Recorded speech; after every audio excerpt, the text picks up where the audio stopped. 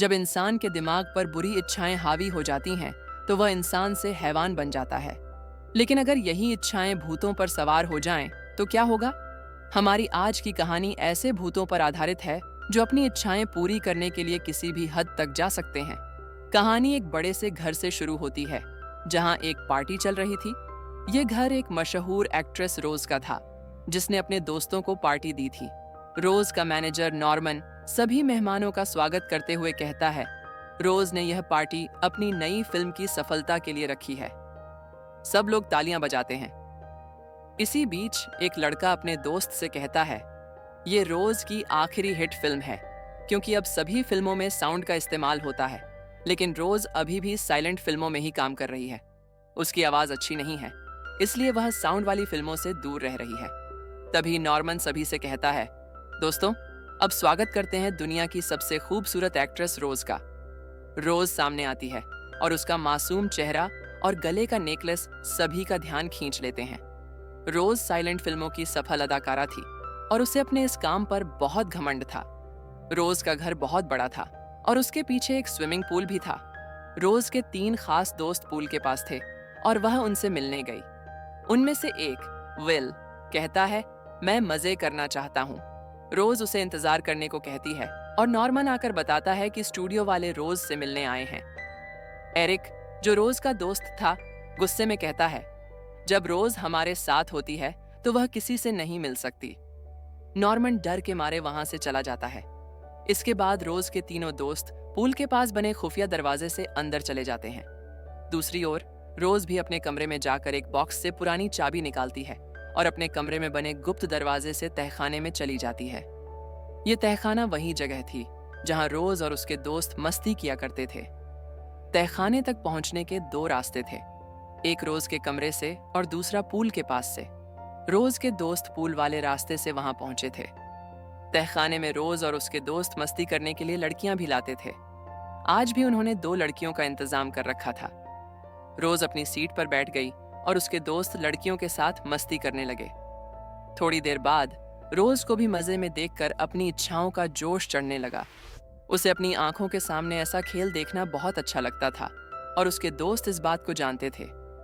इसी बीच नॉर्मन को किसी ने सूचना दी और वह रोज को ढूंढने निकल पड़ा।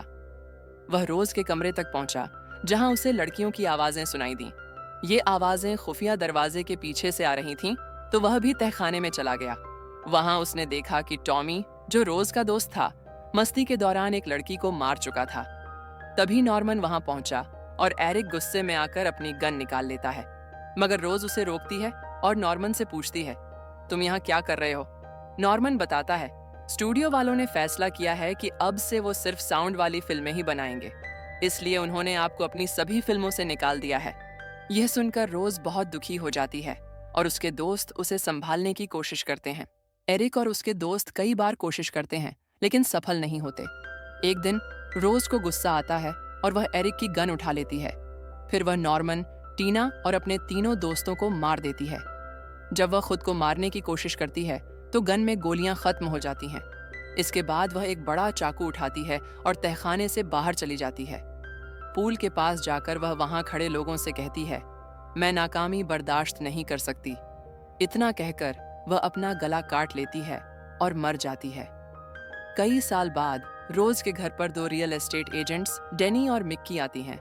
उनकी कंपनी रोज का घर कई सालों से बेचना चाह रही थी, लेकिन कोई ग्राहक नहीं मिल रहा था। आज उन्हें एक ग्राहक मिला, इसलिए कंपनी ने दोनों लड़कियों को घर दिखाने के लिए भेजा। घर कई सालों से बंद पड़ा था, जिससे हर जगह धूल जमी हुई थी। घर देखते देखते उनकी नजर उसी पूल पर पड़ी जहां रोज ने अपना गला काटा था। दोनों लड़कियां घर की सफाई करने लगीं, क्योंकि ग्राहक अगले दिन आने वाला था और वे चाहती थीं कि घर साफ सुथरा दिखे। सफाई के दौरान डेनी को पूल के पास एक खूबसूरत नेकलेस मिला। वह उसे देखकर हैरान रह गई और उसे अपने पास रख लिया। रात होने पर वे आराम करने का फैसला करती हैं।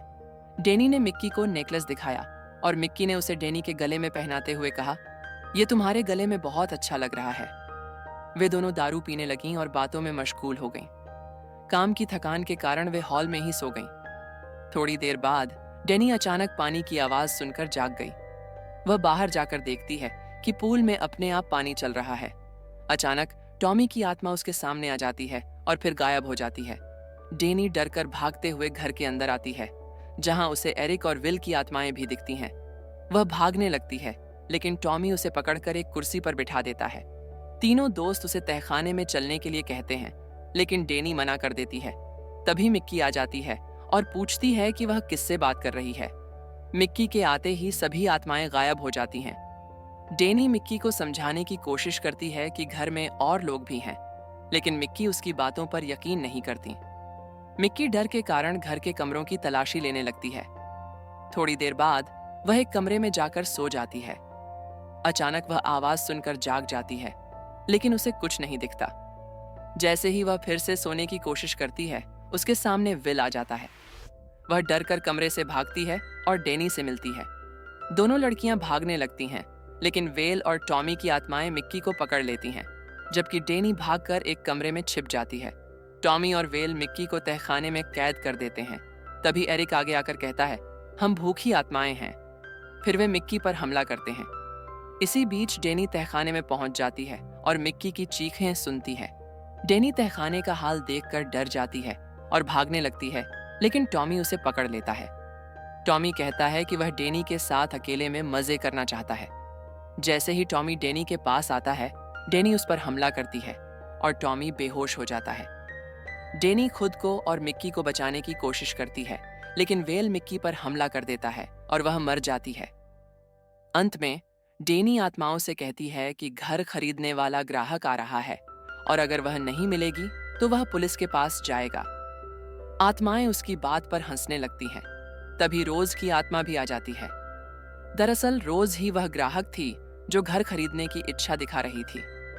रोज और उसके दोस्तों की आत्माएं अब भी तहखाने में मस्ती करती हैं। आखिर में तीनों आत्माएं डेनी पर हमला करती हैं और वह तड़प तड़प कर मर जाती है। अगर आप हमारे चैनल पर न्यू हो तो चैनल को सब्सक्राइब करें। धन्यवाद।